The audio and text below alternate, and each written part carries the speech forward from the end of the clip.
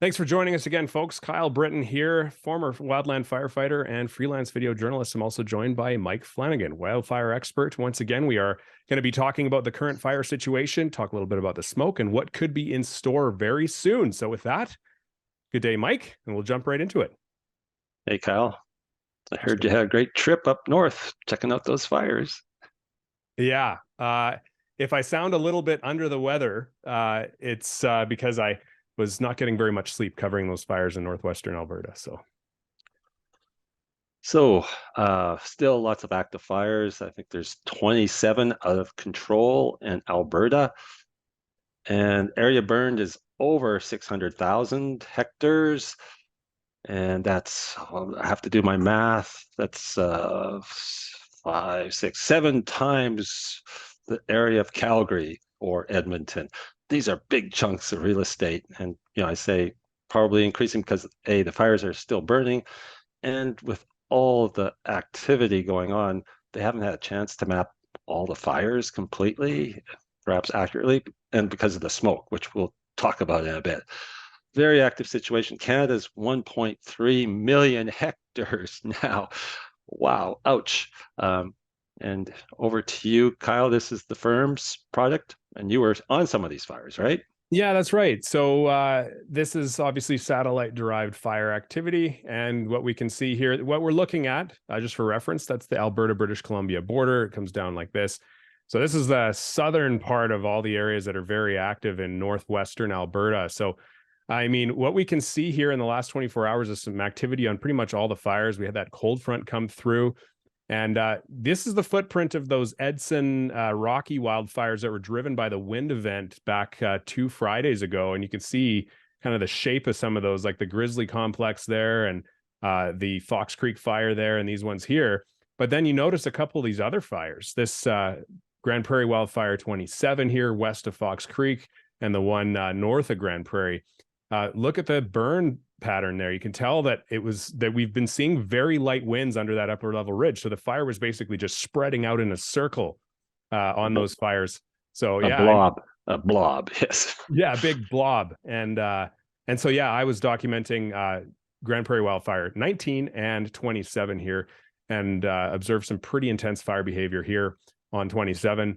It's out in the middle of nowhere. They were pulling crews off it at around noon due to the volatile fire behavior. They had an ignition specialist there looking to see if he could burn off some fuel, but there was not much wind to work with. So it's in the middle of nowhere right now. And yeah, hopefully we're going to be getting some rain. We'll talk a little bit about that later on.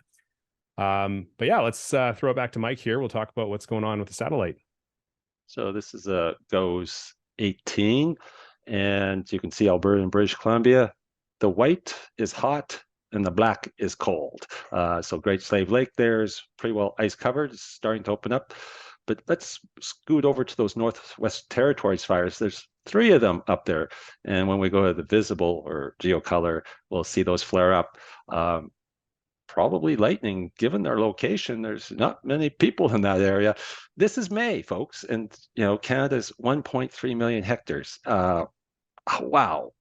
So lots of activity still in northeastern British Columbia and Alberta. It's not crazy because the winds aren't quite as strong. There are lots of fires in Saskatchewan, but the smoke is blocking that. And I don't know where you are, but lots of smoke here in Kamloops, but lots of smoke everywhere. Yeah. So let's go to the visible or geocolor, and we'll put it in motion, and you can see those fires in the Northwest Territories are growing fairly rapidly because, the pixel size are getting quite large once you get to northern high latitudes because this satellite sits over the equator. You can see the snow on the Rocky Mountains and other higher elevations, and you can see some storms down there too. And there's some lightning activity we'll talk about later, but you can see the smoke spreading, and you can see me in Kamloops there. If you move the cursor, yeah, we're in the smoke and the soup now, and it spreads into the States, and it's going to be in the eastern seaboard soon, across the Atlantic to Europe, and yeah, smoke can move. But so still lots of fire on the landscape. So if we get another wind event, yeah, it could be another crazy day. Yeah, nasty out there, like you say, that smoke. Mike's over here and Kamloops, kind of at this convergence of these valleys here. I'm in Calgary right about here. We are under thick, nasty smoke here that just keeps getting pushed southeastward down the foothills. So Calgary's just kind of stuck under this nasty low level and high level smoke. It's just kind of like through the depth of the lower troposphere anyways. And you can see these fires up here adding more smoke to the atmosphere. Over here, I wonder, because we've been having some kind of cooler, rainier conditions, if these are maybe not giving off as much smoke as earlier, but they'll probably start puffing again soon. Yep. Let's talk about air quality quickly. This is purple air. If you go to the website, you just click on the real-time dynamic map, and you can just see there, once again, once you get into these purples and maroons, it's just horrific. Like AQHI index of kind of 10 plus.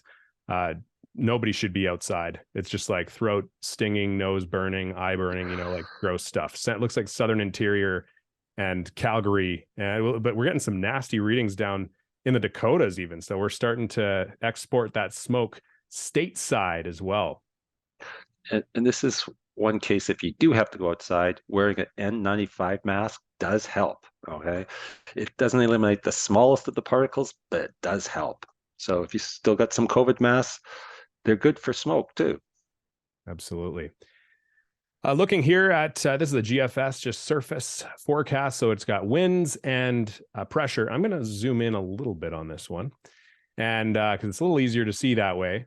So what we can see here developing in the next couple of days is a decent surface high pressure area here, surface anticyclone, which means winds are circulating in a clockwise fashion around this high pressure system. And that is why we are unfortunately continuing to push that smoke from northern Saskatchewan into southern Alberta and beyond. And under this, we're still dealing with a persistent upper level ridge over British Columbia. And that means that we're having generally light winds across northern Alberta and warm temperatures, which means that that smoke is going to continue to accumulate. And we're going to continue to be plagued by smoke and poor air quality for a few days left here in Alberta. But look at that. We're getting into, what time is that? That is Friday evening. And we've got another, looks like a cold front descending there, Mike. Yeah, another cold front coming down. And once again, shift in winds direction, increased wind speed, gusty, and no precipitation forecasted with this cold front, at least in portions of Alberta. So here we go again. Another crazy day scheduled if this forecast is close to reality, and I have no reason to doubt it at this point. Yeah, for sure.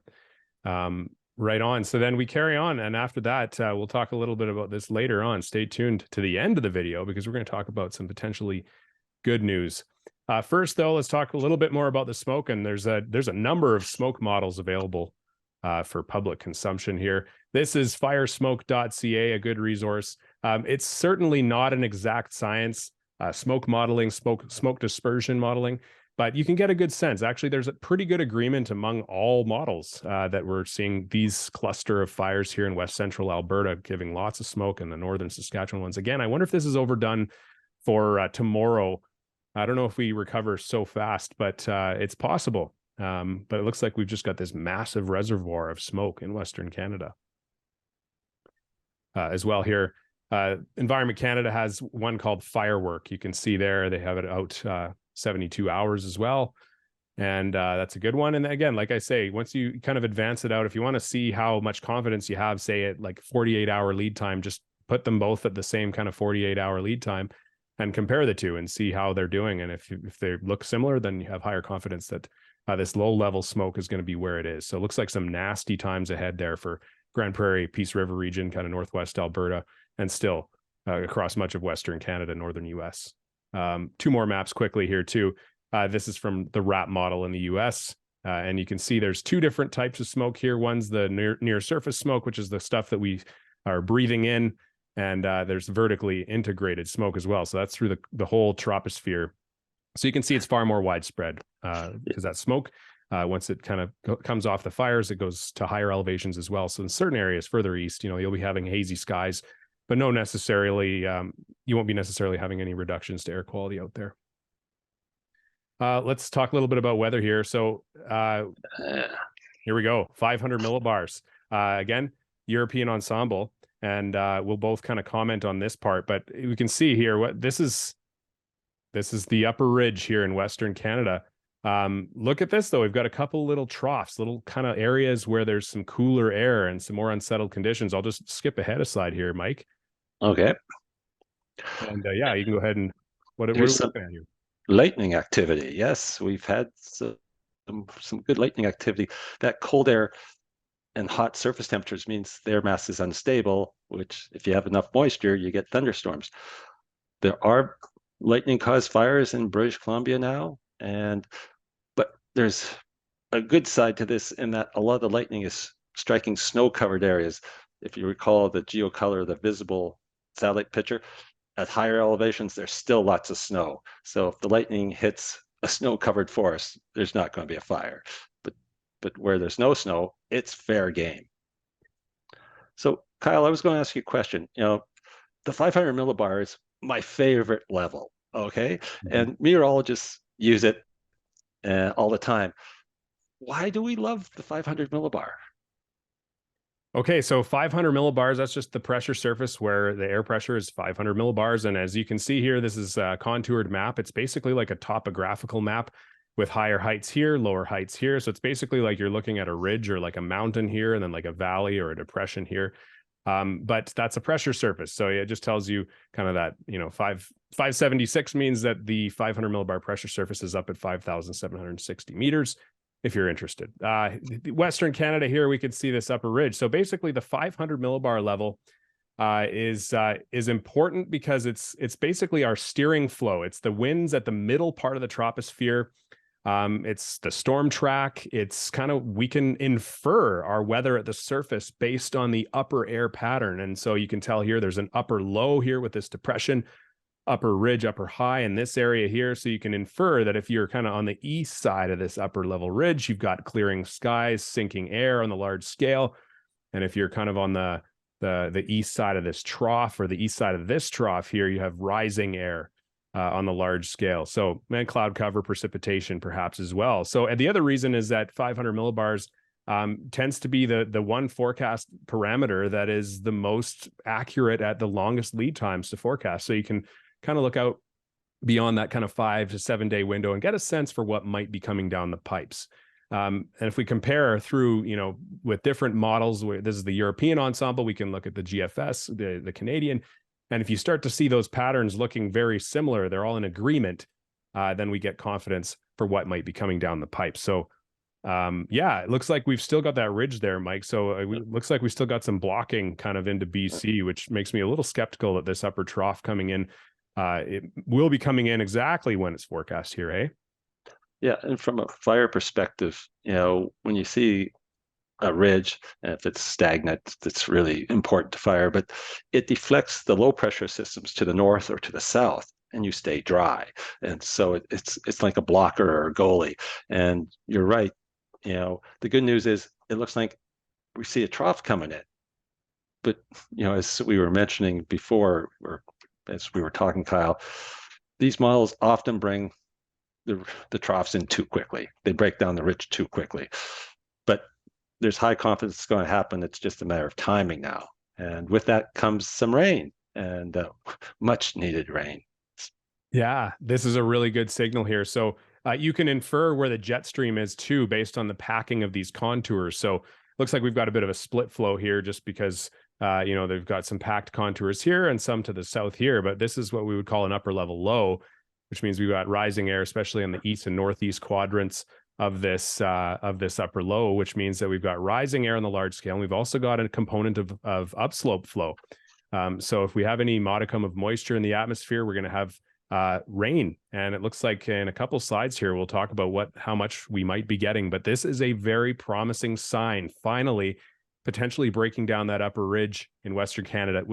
It remains to be seen whether this is going to be a long-term trend or if this is just one-off, and we're going to start to build that next ridge in behind it. But this is going to certainly be good news for the fire situation. But in the meantime, we still have to put away. Can we go back just a little bit?